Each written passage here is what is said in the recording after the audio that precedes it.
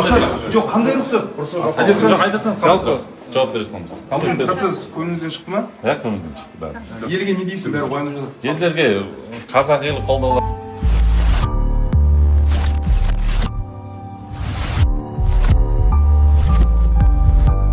Сұраққа жауап бере ма, жауап бере өзі біледі. Өзі біледі.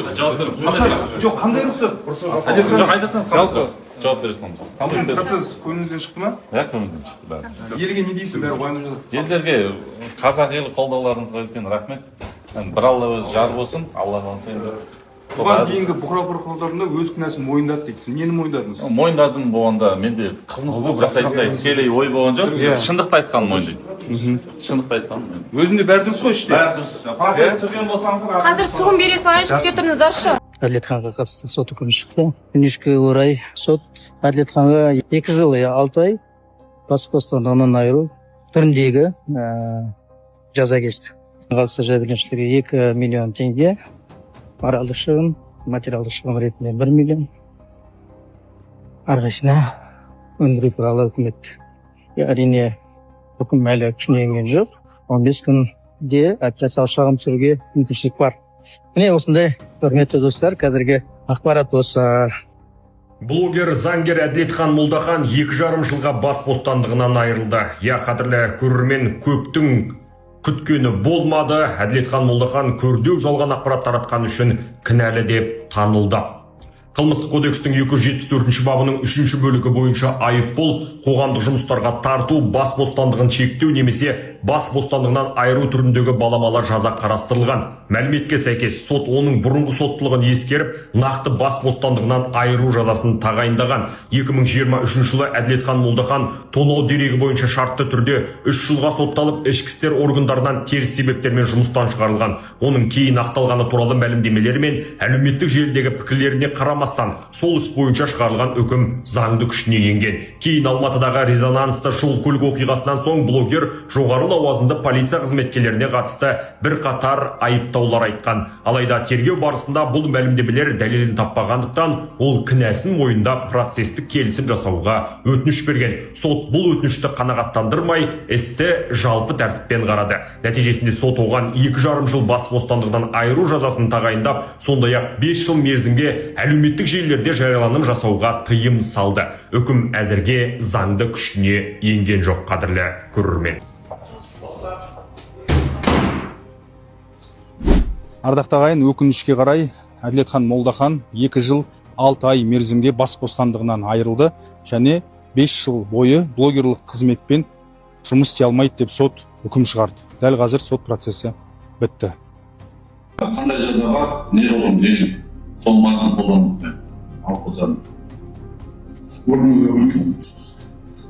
Үкім бүгін сағат 15:00 уақытында жарияланатын болады. Ардақты ағайын, Әділетхан Молдахан соңғы сөзін сөйледі. Сонымен үкім 15:00-де шығады. 15:00-ге дейін үзіліс. Әділетхан Молдахан бауырымыз, шындықты айтты. Резонанс жасамаса егер Әділетхан Молдахан, бұл істің беті ашылмас еді. Енді соны айтты екен деп, Әділетхан Молдаханды қамауда ұстап отыру ол заңсыз деп санаймыз. Неге? Өйткені ел азаматы, елге заңды түсіндіріп, шындықты айтып шырылдаған азамат. Сол шындықты айтқан, шырылдап жүрген азаматты осылай қамауда ұстап отыратын болса, онда әрбір шындық айтушы азаматтарымыздың күні сол Әділетхан бауырымыздай болуына кім кепіл береді? Сондықтан да қазірден қолға алып, қазірден біз осы мәселенің әділ шешім шығаруын, әділ болуын талап етпейтін болсақ, онда біздің елімізде әділетсіздіктер орын алады. Сондықтан да құрметті халқым, құрметті қазақ елі, барлықтарыңыздың көздеріңіз ашық, барлықтарыңыз көзбен көріп тұрсыздар. Әділетхан қандай дүниені, қандай нәрсені резонансқа шығарды. Осы резонанстың арқасында қылмыстың беті ашылды деп есептейміз. Сондықтан да барша қазақ елі Әділет Молдаханды қолдауға шақырамын. Қолдаңыздар, бостандыққа шығару керек, бостандыққа жіберсін. Жетеді, 2 айдан аса уақыт қамады.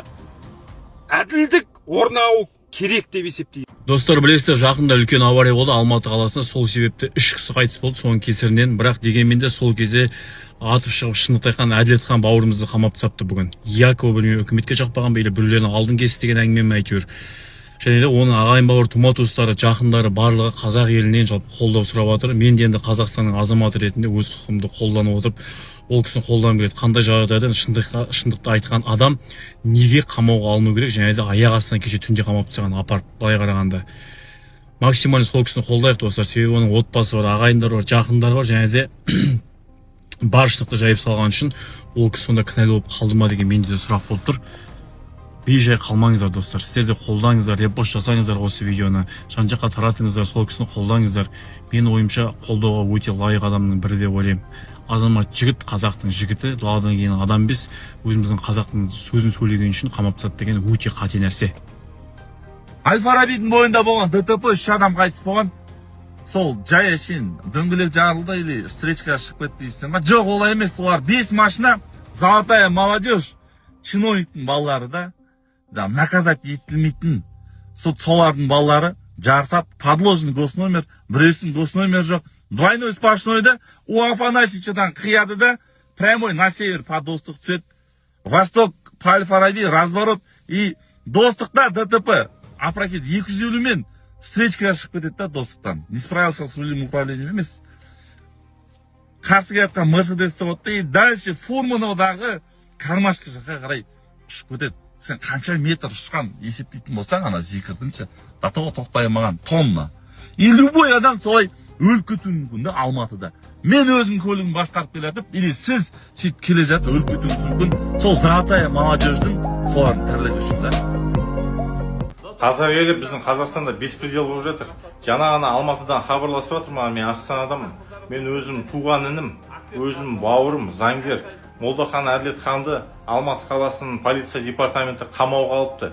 Не үшін заңсыз түрде сендер үйтіп қамай саласыңдар? Не барлық нәрсе ойыншық па не сендерге не? Бұл жақта мен әділдікті талап етем. Ертеңгі күні өтіріктен мойнына іліп жіберіп бір статьяны, жаңағы өзінің видеолары бар ғой, соған қатысты мынандай нәрсе жасалған дегендей. Олай болмайды. Біздің елден не көшіп кету керек па не? Осы видеоны мен сәтті пайдалана отырып Қазақстан Республикасының президенті Қасым-Жомарт Кемелұлы Тоқаевқа және ішкі істер министрі Ержан Саденов мырзаға жолдайтын, мына беспредел тоқтату керек. Мені інімді босатыңыздар. Ол бар шындықты айтқанын, преступниктердің барлығын, соның барлықтарын әшкерлегеніне кінәлі ма не ол? Сіз Әділетхан Молдахан қамауға алынғаннан кейін іс назарымда дедіңіз, иә? Іс назарымда дедіңіз. Сіздің назарыңыз ол кісіге қалай көмек салады? Қандай хабарыңыз бар? Көмектесе алмаймын. Араласуға құқығым жоқ. Енді қандай да хабарыңыз бар ма? Назарға мен назарымда дедіңіз ғой. Қоғам маған жазып жатқасын сұрадым, қаншалықты заңды негізі бар. Менде бар ақпарат бойынша заңды негізі бар. Сонда қамауға алынғанына негіз бар. Заңды негізі бар. Сонда қандай? Ол ішіндегі заңды негізі бар. Мен білемін, бірақ оны хабарлауға құқығым жоқ. Заңды негізі бар. Ол заңсыз ұстады деген ешқандай менде ақпарат жоқ. Заңды негізі бар.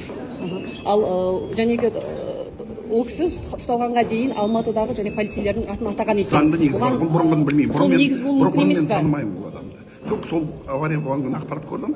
Бұрынғы ол қандай іс жасағанын мен білмеймін. Бірақ кеше шығып жатыр ғой, бұрын полицияда істеген өзі ішінен өздерінің қарым-қатынастар, өзінің проблемалар. Мен оған мынадай сұрақ болып тұрды. Әділетхан Молдахан және қамауға алынғаннан кейін мынадай да нелер айтылды. Және ол Алматыдағы жол апатына байланысты полицейлердің атын атады деді. Сол себепті ұстауы мүмкін деп жатыр. Менде ақпарат жоқ ондай.